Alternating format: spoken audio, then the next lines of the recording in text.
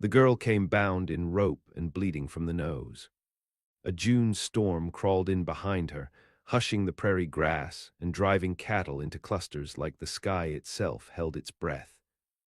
She was no older than 15, barefoot and stiff-backed despite the bruises across her neck. Her belly, already rounding with a quiet insistence, made the ranch hands look away as the stepfather presented her like a mule for barter. "She's stubborn," the man said, hitching his belt, "but sound, strong hips. Carryin' near 6 months." Across the dry yard stood Silas Cade, whose land reached from the silvered cottonwoods along the Blanco to the distant bones of Mesa Diablo. Silas had built his empire from limestone, sweat, and borrowed sins. Now in his 40s, he owned more cattle than he could name, more land than he could ride, and more silence than any man ought to bear. He studied the girl like one might a wounded animal, wary, not cruel. "What's your price?" he asked the stepfather. The man spat. $60 cash, and a rifle if you got a spare. "Her mama's dead, and I don't feed bastards." Silas said nothing at first. He just stared, then turned to the foreman, nodded once, and walked back toward the house. The girl's rope was cut by someone else's knife. The stepfather left with a bottle and a box of shells, never glancing back. That night rain came hard and cold. The girl sat on a stool by the kitchen hearth, her dress stuck to her legs, her eyes following no one. She hadn't said her name. Silas asked once, she didn't answer, and he didn't ask again. She was given the corner room on the second floor. No lock on the door, no bars on the window. Just a cot, a cracked wash basin, and a single-drawer dresser with a broken handle. She didn't cry, didn't pray, didn't speak. The housekeeper, an old Mexican woman named Alma, fed her stew and warm milk. "You sleep, Nina." Storm's gone. She did sleep, but not long. At dawn she was outside, barefoot again, standing near the cattle pens like she belonged to nothing. The men gave her wide space. Even Boone, who'd fought in Kansas and had 3 brothers dead to Apache blades, said there was something wrong in the girl's silence. Silas watched from the porch. A man like him didn't traffic in sentiment, but something about the girl needled under his ribs. She didn't ask why she was bought, didn't protest her place, but she kept her back straight and her gaze level. By the week's end, she had cleaned the tack room, stitched 2 shirts, and pulled a breech calf without being told. Boone tried to push her away when she approached the heifer mid-labor. She shoved past, reached in with small hands slicked in blood, and yanked life into daylight. She named the calf Ruth. That was when Silas learned the girl's name, Miriam. Miriam didn't speak of what came before, only that her mother had died last winter and her stepfather took to whiskey. Alma asked once about the child's father, and Miriam answered, "Not him," with such flatness that no one asked again. She moved through the ranch like a ghost growing flesh, learning every task without complaint. She fetched water, carried feed, boiled lye for laundry.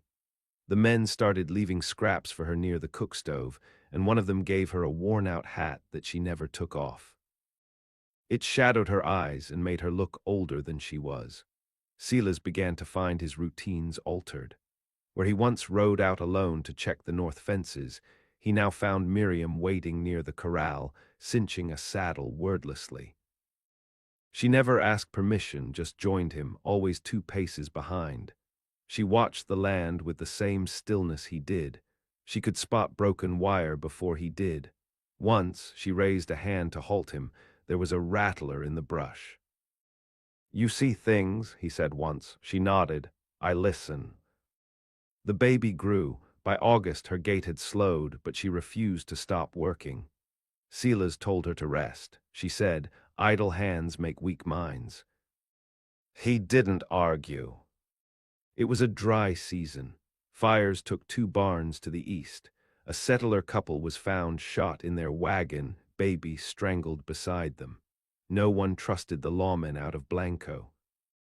People said the Comanche were riling again, but Silas knew the marks of white killers. Still, he kept the ranch tight, Men bunked close, rifles loaded, lanterns trimmed low at night. Miriam slept with a knife under her cot. One night Alma found her outside, barefoot in the dust, belly full and eyes wide. "I heard them," Miriam whispered. Alma said, "Who, child?" Miriam touched her belly. "Both." Silas stood behind the window, listening. At the first frost, the child came, a boy, fierce and red-faced, howling from the start. Miriam bled too long, clenched her teeth through the pain, and refused the whiskey offered. She named the boy Elias. Wrapped him in a feed sack and sang to him in a language none of them knew. Silas held him once, awkwardly. Elias gripped his finger. The strength of it startled him. "You want the child?" he asked her days later. Miriam looked at him as if he were stupid. "He's mine. Then he'll stay." They didn't speak of what bound them, money, survival, blood, but something else had begun to thread between them, quiet and undeniable. A strange kinship, maybe. Or the slow turning of fates neither of them understood yet. Miriam was no longer just a girl sold for a rifle, and Silas Cade was no longer just a man made of land and cattle. There was something brewing in the dust between them. Something neither could name. Spring returned like a forgotten promise. The mesquite bloomed late, bees thick in the air, and the river ran higher than it had in 2 years. Elias took to crawling with a vengeance, dragging himself through every open door and patch of sun. He screamed when left alone, but laughed when Alma sang or when Boone let him tug on his mustache. Miriam moved with more weight now, not in body, but in presence. She stitched herself a new dress from flour sacks and trimmed it with buttons she scavenged from old coats. She walked with her shoulders square and her eyes unblinking. One of the younger hands called her Miss Cade once, half in jest. The name stuck. She rode the perimeter daily with Silas, rifle across her lap, Elias tied to her back in a repurposed saddle blanket. She asked questions now about fences, irrigation, taxes. Silas answered in clipped words, but he answered. She learned fast, absorbing knowledge like a sponge laid on dry stone. "She's setting herself to inherit," Boone muttered once, half laughing. "She's setting herself to survive," Alma answered. Trouble came in the form of a letter, folded twice, sealed in wax, carried by a boy who didn't wait for a reply. Silas read it on the porch with the brim of his hat low and his jaw tight. Miriam watched from the shade. He folded the letter and burned it in the basin. "What was it?" she asked later. "Nothing worth speaking of." But 3 days later he rode out at dawn with 2 rifles and 4 days' food. He left her a list. It wasn't a note of affection or explanation, just instructions for hay rotation, payroll, and where the good silver was buried if something happened. It was the closest thing to trust he'd ever offered. He was gone 10 days. On the 11th, a man rode in from the north, not a lawman, not a neighbor. Young, slick-shaven, coat too fine for the dust. He asked for Cade. When told Silas was gone, he looked at Miriam and smiled like he recognized her. "Then I'll wait," he said. "He won't mind." She didn't offer him a bed. He pitched camp near the barn, cooked beans over a stingy fire, and stared too long when she walked by. That night she went to Alma and asked for laudanum. "For Elias," Alma asked. "For the man," Miriam said. On the 3rd night the stranger drank with Boone. On the 4th he tried to touch Miriam's braid as she passed. She turned and slammed her fist into his throat, dropped him to the dirt. Boone laughed, then stopped laughing when the man pulled a blade. She stepped back calm. "You want your fingers, you put that away," she said. The man did slowly. But the smile stayed. Silas returned the next afternoon, weary and blood-spattered. His horse was lamed, and he walked it the last mile. When Miriam saw him coming, she put Elias in Alma's arms and stood at the gate. "You leave again without saying why," she said. "I'll assume you're dead and act accordingly." He didn't answer, just dismounted with a groan. She took the reins and walked beside him. The stranger was gone by nightfall. No one saw him leave. Miriam began carrying the ledgers. She added her initials beside purchases, traced the slope of debt against yield. She corrected Silas's arithmetic once. He stared at the column, then at her. "You want the place?" he asked. She didn't answer. "You could take it." Still, she said nothing. But that night she locked the feed stores and wrote her own rotation plan. Boone started reporting to her. The first year passed with no celebration, just dry wind and low stars. Miriam turned 16, maybe 17, it was hard to know. Her mother had kept no records. Silas began aging all at once. His right hand trembled sometimes. He let Miriam sign the contracts for cattle drives. Once she rode into Blanco alone, hat low, Elias strapped to her chest. She met with the bank, the grocer, and the blacksmith. The men there didn't call her girl, they called her Miss Cade. On the way back, she spotted riders in the arroyo. 4 of them lean and mean-eyed. She rode past slow, hand on the rifle. One whistled. She stopped. "You got business, you speak it now," she said. They watched her like wolves measuring a gate. "We heard a little whore got rich," one said. She didn't speak, just stared. "You her." She spat in the dust. "Come see." They didn't follow. She rode home faster than usual, didn't tell Silas. It was a dry summer again. Fires rolled across the hill country. A cousin of Boone's was shot west of Mason, pockets turned out. Miriam set double watches. She made Alma sleep inside the main house. She began teaching Elias to hold a knife, even though he could barely walk. "Too young," Silas said once. "I wasn't," she answered. That ended the discussion. One morning a man came limping through the field, hatless, mouth full of blood. His coat was torn and one arm hung like cooked rope. Miriam met him with a rifle. "I got a name," he gasped. "I was sent." "By who?" He said nothing, collapsed in the dust, died before sunset. Silas burned the body. Miriam dug the man's pockets and found a coin with a hawk stamped in gold. "That's cavalry," Silas said. "No regiment I know," Boone added. Miriam said nothing. That night she sat long by Elias' crib, knife across her lap, eyes fixed to the open window. Change came slow, like a tide that never went out. By the second year, Miriam oversaw the butchering, the breeding, the branding schedules. Men answered to her without blinking. The ranch ran cleaner, leaner, more profitable. Silas stayed back more, drinking tea instead of whiskey, watching Elias with a strangeness that almost resembled awe. Sometimes he looked at Miriam the same way. "You ever wonder why I bought you?" he asked one night, voice gravel-soft. "No," she said. "I thought you might be a kind of penance."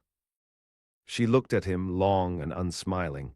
"I'm not here to fix you," she said. He nodded. "Good." They said nothing else. But he left his will in her dresser the next morning. She didn't touch it. Not yet. The frost came early the third year. Snow clung to the shadowed edges of the pasture, and the cattle groaned low in the dark. Miriam rose before sunup, boots stiff with ice, cloak too thin across her shoulders. She split wood herself, fed the stove, dressed Elias in wool patched from an old saddle blanket. He was walking now, saying words too old for his face. He called Silas, sir. He called Miriam, ma. Silas never corrected him. Letters began arriving in pairs, all bearing the same seal, a coiled rattlesnake against a black field. Miriam burned the first few, then one came addressed to her. Inside was no message, only a dried iris petal pressed between 2 pages and a line inked in slanted hand. "Blood remembers," she showed Silas. He read it once, then folded it carefully. "You recognize it?" she asked. He shook his head too quickly. "Liar," she said. "I knew men who used those marks. Long before you were born. Then they remember you." He said nothing more, but Miriam saw how he cleaned his rifles that night. Saw how he stood longer than usual at the window, watching the road. They came in spring. 3 riders, coats too clean, saddles too fine. They didn't ask for names. They just stopped outside the gate, sat quiet atop their horses, and waited. Miriam came out with Elias on her hip and Boone flanking her, shotgun across his back. One of the men smiled. "Miss Cade," he said. She didn't answer. "We're looking for a man stole something once. Thought he could bury it out here in dust and cattle." Silas stepped onto the porch. He didn't speak, just met the man's eyes. There was a long silence. The air between them tightened like wire. "We'll be back," the man said. "Dust don't keep secrets forever." They turned and rode slow, like they owned time. That night, Silas told her the truth. He once run with a claim-jumping outfit in the New Mexico territory, young and broke and cold with ambition. They found a vein of gold near Carrizozo, killed the surveyors who marked it, and buried the evidence under false deeds. Only Silas walked away clean, with the maps and the names of the dead. He used that blood money to buy the Blanco land, bit by bit, until he owned enough to rewrite his past. "They were killers, all of them," he said. "And I was worse, 'cause I thought I was smarter." Miriam didn't speak, just rocked Elias slow and steady. "They'll come back," he said. "I know," she answered. Miriam gathered the men. Boone, the twins Tom and Eli, Hector the tracker, and Alma. She laid it out straight. "They want Silas. They'll come at night. We stand or we lose everything." Boone looked at her. "You sure it's worth bleeding for?" She met his stare. "You asking if I'd trade this land for one man?" He said nothing. "I wouldn't," she said, "but I'd trade it for what I made it, and I made this mine." That was the only answer he needed. They set traps in the gullies, rigged bells along the fence lines. Boone took the ridge. Hector tracked the dry creek. Miriam slept in her boots with a shotgun across her lap. Elias woke screaming 2 nights in a row. Each time she calmed him without a word. Each time she stayed by the window until morning. When the attack came, it wasn't thunderous. It was quiet. A match struck, a lantern lit, a barn went up like kindling. Boone fired first. One man dropped screaming into firelight, then silence again, then hoofbeats. Miriam was already at the gate, rifle up. Alma stayed with Elias in the cellar, knife clutched in both hands. 2 riders came hard, one with a saber, one with a scattergun. Miriam knelt behind the water trough and aimed. The first fell backward, neck blooming red. The second veered wide, hit a wire snare, flipped like a ragdoll into cactus. Silas took a round through the shoulder but kept shooting. Eli bled out behind the cookhouse. Tom lost 2 fingers. By dawn, 5 men lay dead. 2 horses ran off, wounded and riderless. One man was caught in the barbed wire, still alive, hissing curses. Miriam knelt beside him. "You came for gold," she said. He grinned through blood. "Not just gold, her father. He was one of ours. Called it honor, settin' it right." "Whose father?" she asked. The man choked. "Yours." She stared at him a long time, then slit his throat. She buried the dead herself, spade in hand, sweat cutting through soot. Silas watched from the porch, arm bound, face pale. "You knew?" she asked when the last grave was filled. "I suspected." "About my father?" He nodded. "Why didn't you say?" "You weren't ready." She stood, hands covered in black earth. "I was born ready." That night she sat by the fire with Elias asleep on her lap. Silas poured them each a cup of tea.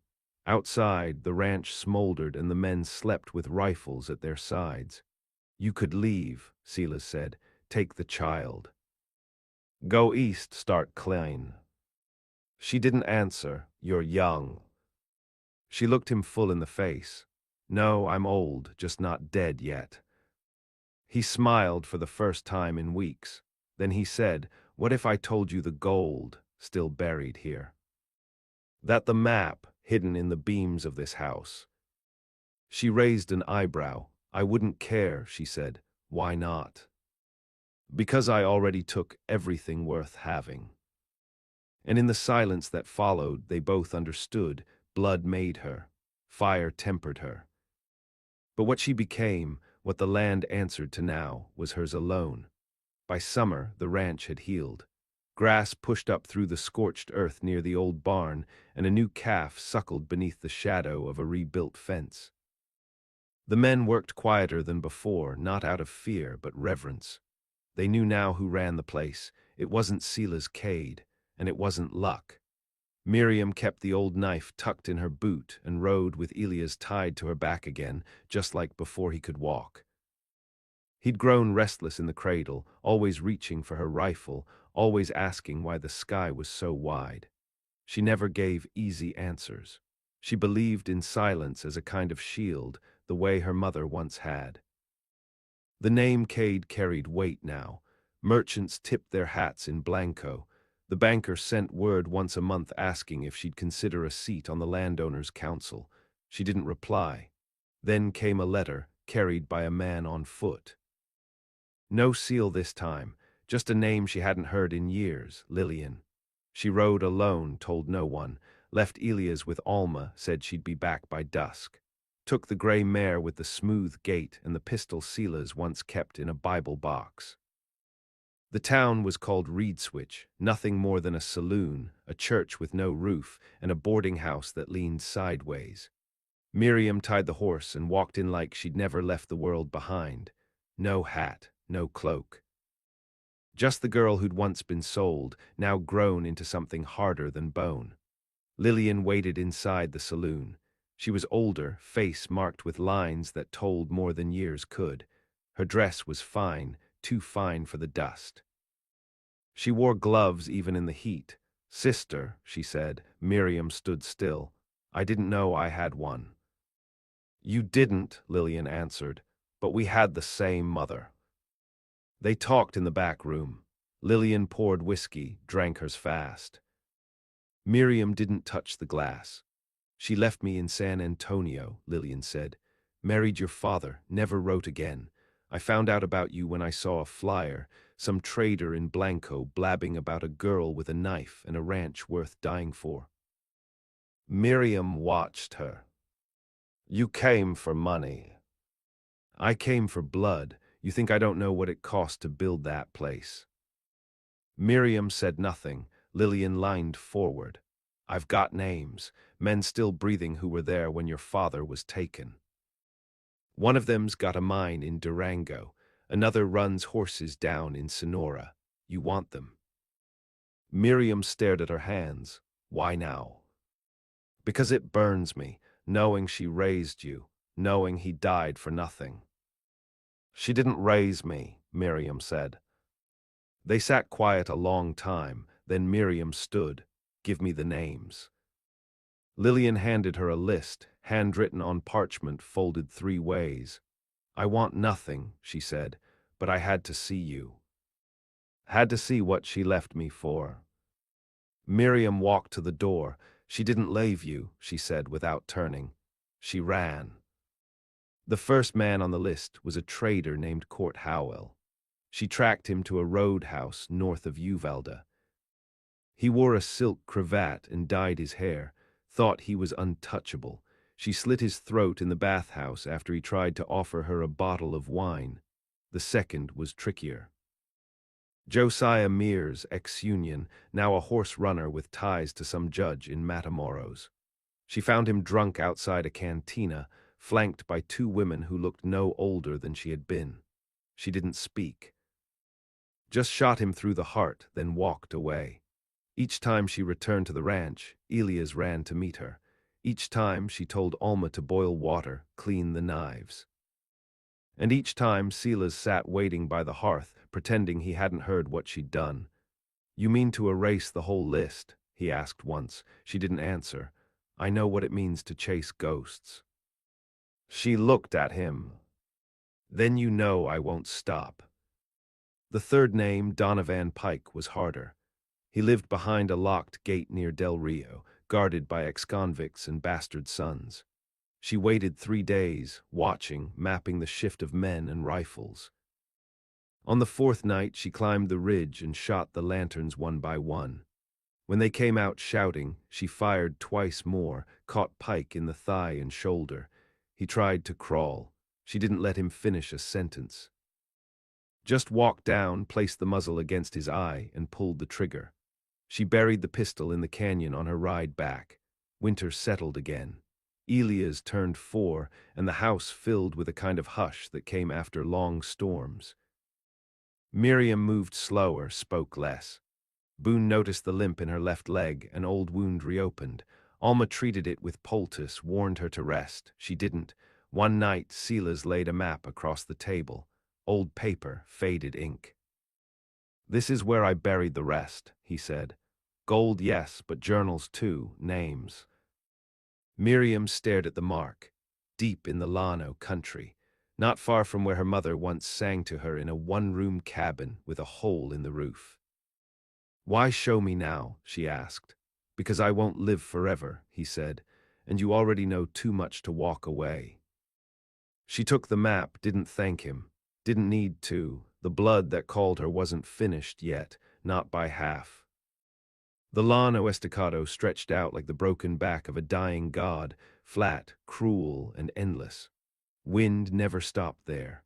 It whispered through the grass like secrets told too late. Miriam rode alone, the map folded beneath her coat, the mare breathing hard beneath her. She hadn't told Silas when she was leaving, hadn't left a note. Alma would understand. Elias would ask, and Boone would lie. The place marked on the map was a ridge of red stone above a dry arroyo. Nothing grew there except thornbrush and snakeweed. Miriam dismounted at dusk and walked the last stretch on foot, rifle over one shoulder, shovel strapped to her saddle. She found the cairn under a squat cedar twisted with age, just as he'd drawn it. It took 3 hours to dig. The earth fought her, thick with roots and rocks. Her hands bled through her gloves. At last the blade struck iron, a strong box, rusted but whole. Inside the gold gleamed like something cursed, but the papers were what mattered. She lit a lantern and read by its weak light, the wind tugging at the flame. Names, dates. Orders signed in blood. Her father's name appeared twice, once on a list of marked men, once in a letter addressed to the widow. The signature was a name she didn't know, Judge Wyman Glass. She burned the gold right there. Used oil and dry cedar, watched it curl and blacken, watched the wind scatter ash across the canyon like snow. Then she packed the documents and turned her horse east. It took 5 weeks to find the judge. He lived in a house of marble near New Orleans, 3 stories tall and full of gaslight. Guards at the gate, servants in livery. He presided over land disputes, rail contracts, and death warrants. A man who wore the law like a skin he never took off. Miriam posed as a courier, forged a seal, slipped through the gate just after dawn. Inside, she found walls lined with books and paintings of battles he'd never fought. A sword above the hearth, a wolfhound that growled when she passed. Wyman Glass sat at his desk, reading, spectacles on his nose, gray hair trimmed sharp. He looked up once, annoyed, then paused. He recognized something in her. Not her face, but the stance, the way her hand hovered near her coat. "You Cade's girl." "I'm Miriam." He nodded, calm. "So you read the papers." "I read enough." He took off his glasses, laid them down. "It was war," he said. "We made choices. You made corpses." He didn't argue, just leaned back in his chair. "You going to kill me?" "I thought about it. But you don't deserve it." His brow lifted. "No. No. I want you alive when it all burns." She dropped the folder on his desk. The real ledgers, not the fake Silas had shown her. Documents naming Glass in every false claim, every land theft, every dead man with a stake in silver. "They're going public," she said. He smiled thinly. "You think anyone will care?" "I think your sons will, your grandchildren." His eyes narrowed. I want every parcel you stole returned, she said. Every ranch, every well, every broken treaty. I want it in writing. I want it signed. You're just a girl with dirt under her nails. I'm the fire you forgot to put out. She walked out without another word. 2 days later, a package arrived at the Blanco Ranch. Inside, a deed, a bank draft, and a note with 2 words. You win. Miriam didn't celebrate. She rode the land, checked the water lines, kissed Elias on the forehead each night without smiling. One evening, Silas found her on the porch, carving something into the rail with her knife. You won, he said. She didn't stop carving. No, she said. I ended it. There's a difference. He nodded. And what now? I raise him, she said, eyes on the horizon. I keep the land clean. I make them remember. Remember what? That I wasn't supposed to survive. They sat in silence a long time. The sun bled down into the mesquite. Nothing moved.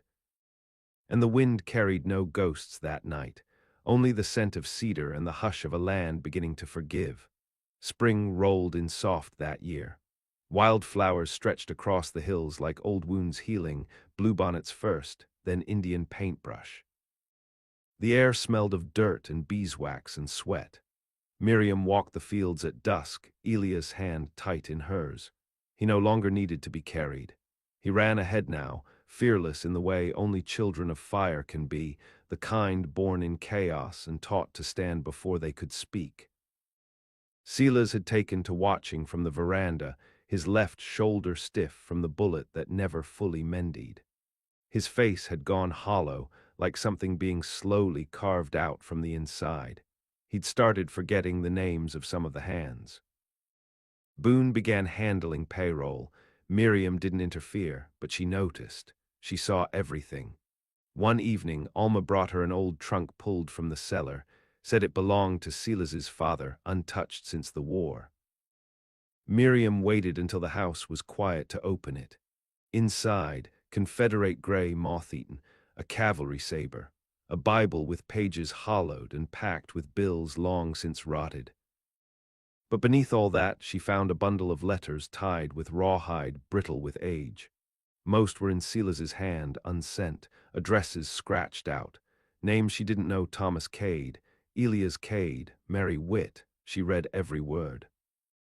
They were apologies, confessions, weakness poured into ink by a man too proud to speak them aloud. One caught her. I bought a girl once, thought I was doing her a kindness, but she changed the shape of me. Broke the rot clean off my bones. She's not my daughter, not by blood, but if she buries me on this land, it'll be more honor than I earned. Miriam sat still for a long time. Then she burned the letters, not to erase him. To protect what he'd become. Trouble always returns. The land makes no promises. It came this time in the form of a railroad man named J.H. Emmons. He arrived with clean boots and a handshake too firm. Said he was with Central Texas and Rio Grande, looking to partner with key landowners. Said progress. Said mutual benefit. Miriam didn't shake his hand. You're here for the water rights, she said. Emmons smiled like a wolf in church. Just want to run a spur line through that pass y'all ain't using. Little compensation. Maybe build a depot. Folks'll thank you. I'm not a folk. I'm not asking. Then we're done. She turned to go. He caught her wrist. Boone had him on the ground before the next breath. Miriam leaned close. This land's seen worse men than you, she said, and it buried everyone. Weeks passed. Emmons didn't return, but strange riders began crossing the east fence. Questions asked in Blanco. A survey team camped just outside the property line, pretending they'd gotten lost. Miriam put Elias to sleep with a knife under his bed and her shotgun by the door. Again, Silas asked one night, his voice thinner than she'd ever heard it. Always, she said, but there's no more blood left to spill. She looked at him. There's always more, she said. That's what you never told me. The attack came under cover of lightning, not fire this time, dynamite. They hit the north fence, blew it wide, ran horses through to trample the crop beds. Boone was shot in the leg. Hector's dog was killed outright. Alma barely escaped the bunkhouse before it collapsed in smoke, but Miriam had planned for this. She buried 2 charges of her own beneath the pass road. When Emmons and his men came riding back to finish it, she lit the fuse with a calm hand and watched the ridge collapse. 5 men dead, 1 crippled, the others scattered. In the smoke, she found Emmons alive, pinned beneath stone, half his face peeled away. She knelt beside him. "You should have come as a buyer," she said, "not a thief." He gurgled something. She slit his throat before he could finish. They rebuilt the fence, bled the cattle, tended the wounds. Miriam didn't sleep for 3 nights. When she finally did, it was under the stars with Elias curled against her side and a rifle laid across her knees. The prairie sang to her then, not in peace but in recognition. She had become what the land required. Silas died quietly 3 weeks later, in his chair, by the window, looking toward the range. Miriam found him before dawn, covered his body with a blanket, didn't cry. She buried him beneath the twisted oak on the ridge, the same one she used to ride past on her way to nowhere. Elias helped carry the shovel. Boone said the prayer, no marker, just stone.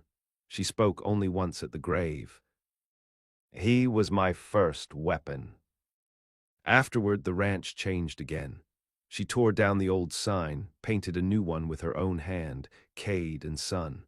The boy was 5. He already knew how to gut a rabbit and load a rifle. But Miriam didn't teach him vengeance. She taught him boundaries. She taught him when to raise a fence and when to burn it down. Years passed like wind through a canyon, sharp, constant, never the same twice. Grass grew tall over old graves. Calves were born, cattle driven, fences mended and broken again. The house changed shape. Elias got taller. His voice deepened. He spoke less, but when he did, people listened. Miriam watched him from the porch most evenings, boots on the rail, rifle still within reach. She had not softened, but she'd become quieter. Her strength no longer needed to announce itself. The land knew her now. It bent around her will. By the time Elias turned 12, she had taught him everything but mercy. Not because she lacked it, she'd simply never found it useful. He read maps, balanced books, kept pace with Boone on the range. Alma called him Hermano del Polvo, brother of dust. He looked like his father in the nose, but everything else was her. The posture, the silence, the eyes that never gave away their thoughts.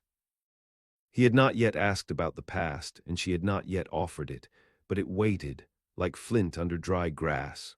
One morning, a rider came from San Marcos, not a threat, not a banker, not a drifter, a woman. She wore a blue dress, boots stitched with silver, and a wide hat that shadowed half her face. She said her name was Anthea and asked to see Miriam Cade. Her voice was strange, Eastern, but her manner was not. She didn't blink much. "I heard what you did," Anthea said, "back then." Miriam offered no seat, no grating. "Who are you to hear such things?" "My mother was on that claim, Carrizozo.